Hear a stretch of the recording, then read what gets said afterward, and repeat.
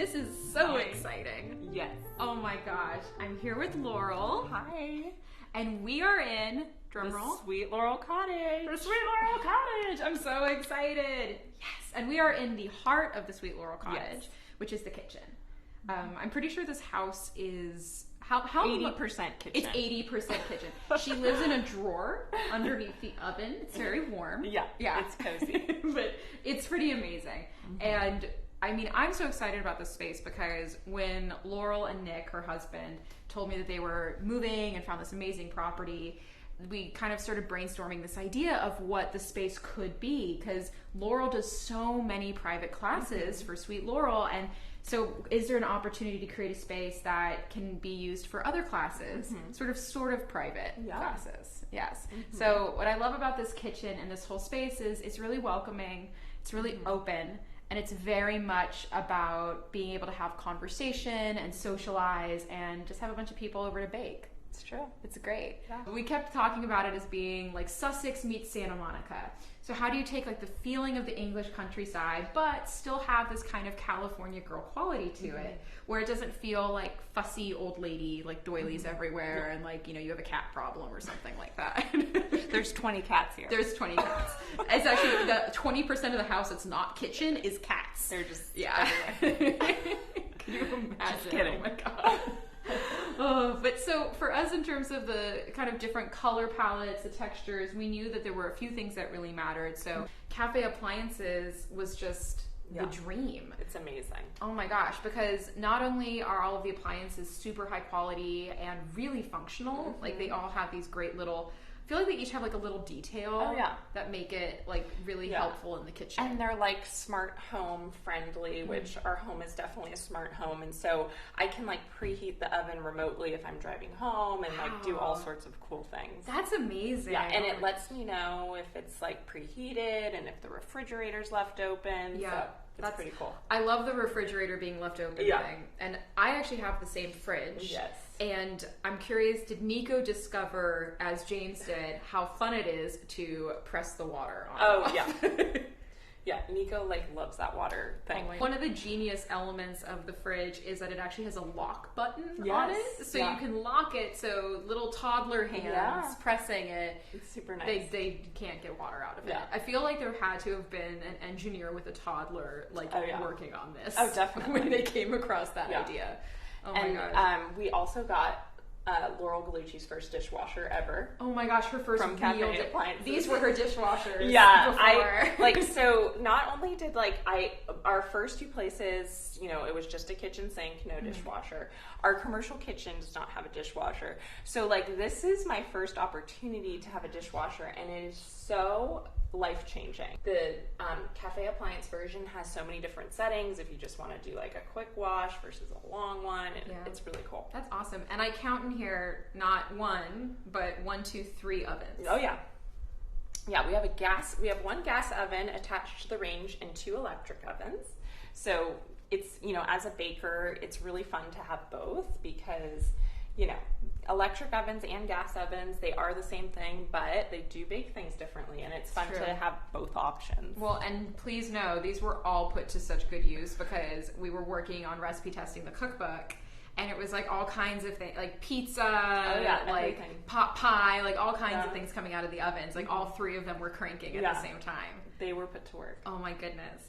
So we love Dunn Edwards. They did all the paint for the house, and I work with them all the time. And so that was funny the day that we did like a ton of giant swatches. Oh my gosh, so many swatches on the color. Oh, because there was a moment where I was like, will it be a beige kitchen? Yeah, we were toying with the idea. There were some navy kitchens in the mix. There was like an oatmeal. There was, I don't know, a much darker green. That's true. I don't know. I've been going through like a dark green phase. I was able to will to power that in Laurel's master bathroom, as you'll see. I was like, it looks like it's like hardcore emerald green and so cool. Oh my gosh. But for this space, the final kind of choice was Light Pine by Dunn Edwards, and I love this color so much. It's so pretty. It's one of those colors where you wouldn't think it necessarily can go with so many different things, but it really does. It's so true. Well, and especially the whole house is very, very open in this front area because there's the dining room and the living room. So having a green kitchen, you need to make sure that it layers in with everything else. Okay. One of the other textures that I love so much in this space is the Caesar stone countertops. And we were looking at a couple of different types of Caesar stone. We actually have them in the cake shop. Yeah. And it's because it's like the most durable surface. Yeah. The baristas takes a beating. They go to town, and it's amazing. And I know that you really loved this specific finish. So what did you love about it? Like, why did you want this one? So this specific Caesar stone has a very delicate marking through it, and so it looks like it could definitely be found in nature from, when I was looking at the samples, and it just was like very delicate, like I said. So I liked that it wasn't an overpowering color, but it added a very nice little touch to the stone. Well, and I love it too because it has some of that veining in there, and I believe this one's called, I'm so bad at pronouncing things, it's like Stratuo Nuovo. Yeah. We'll see if I got that right. But what I love about it is because of the veining, it actually works really nicely for like a waterfall, which is what we have here. So pretty. Yeah, because if it was just plain white, then you would have this kind of just like, I don't know, plain white box in the middle of your kitchen. It's not the most interesting. No. But this is really beautiful, and it kind of, I think, brings in another layer and texture that just definitely so pretty. The floors. So the floors are also kind of inspired by the Sweet Laurel Cake Shop. So we worked with Du Chateau for the cake shop. So the entire house has this gorgeous herringbone pattern. And it's such a good color. Oh my gosh. It's so refreshing. Yes. It's like so pleasant to the eye, and how it just kind of throughout the house. It's beautiful. And finding the right color of wood is actually, it's like, this sounds silly, it's but not easy. It's like finding the correct white. Yeah.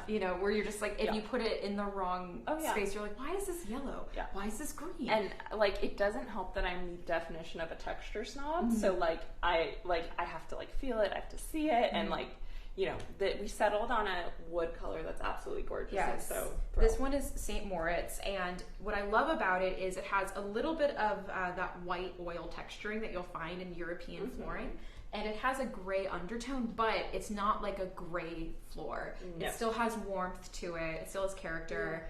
And to me, like, going to your texture snob thing, I think the thing that really makes texture so important is the way the light plays with it. Yeah. So I love objects where it changes color and tone as the day progresses. So for instance, in the morning light, maybe it has a little bit more warmth, and in the like evening, it's cool tones or something like that. You end up getting this sense that it's like a living, breathing thing rather than, for instance, if you look at a piece of plastic, it always looks the same. It never looks different. And so when things have actual texture and character, it makes such a huge difference. We love Room and Board so much. They did all of the furniture for the kitchen, the dining room, and the living room.